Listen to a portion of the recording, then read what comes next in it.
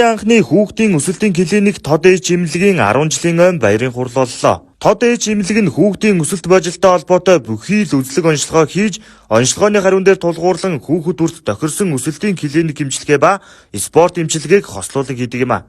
Манай эмнэлгийн онцлогоо эмчилгээнд бид нэр хүүхдийн биеийн бүтцийн онцлогоо, өсөлтийн зооны онцлогоо, за одоо хүүхдийн дадал зуршлын онцлогоо, сэтгэл зүйн онцлогоо, за өсний эдийн хортгонд металл болон минералын онцлогоо, дэлгэцийн хамаарлын онцлогоо гэдэг энэ онцлогоонуудыг хийсний үндсэн дээр гэсэн. За тэгээд одоо лабораторийн онцлогоонууд хийсний үндсэн дээр бид хүүхдийн өвчтөе хүүхдийг илрүүлэх.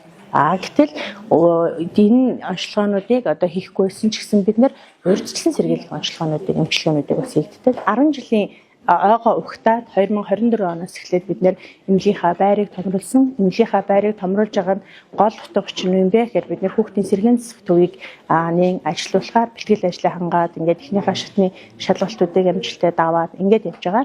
За тэгэхээр манайд улсад хөгжлийн бэрхшээлтэй хүүхдийн асуудал бол энэ тэргуунд их одоо асуудалтай эмнэлэг очих эмнэлэг зөвхөн үйлчлүүлэх хүүхдүүд олон ингээд нэг тийм эмнэлгийн гадуур орхигдох гээд байдаг. За энэ салбар хөгжиж байгаа дээр бид нар одоо ер нь нийгмийн хариуцлагын хүрээнд одоо энэ хүүхдүүдэд туслах, онцлогоо эмчилгээнд дэндем болох зорилгоор хүүхдийн сэргээн засах одоо төвийг ингээд ажиллуулахаар бэлэн байдлаа хангаад байна. Хүүхдийн сэргээн засах эмчилгээний тусламж үйлчилгээ бол одоо юу гэдгийг ганцхан төвлөрсөн эхний ялгас гэдэг юм уу? Одоо тэр яарамгийн тэнд байдаг шүү дээ.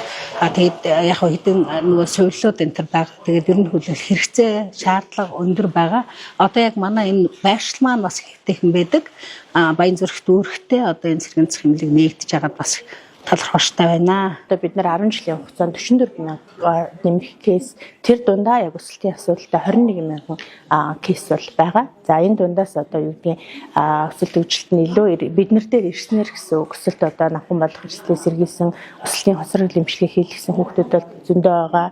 За тэр дундаас манай үйлчлэгч дундаас одоо сагсан мобилийг тоглодог хүүхдүүд хүртэл байгаа гэдэг юм уу, юм үр дүнгууд бол байгаа. Тод ээж эмнэлгийн хамт олон өнгөрсөн 10 жилийн хугацаанд өсөлтийн хоцролттой 21 мянган хүүхдэд тусламж үйлчилгээ үзүүлжээ.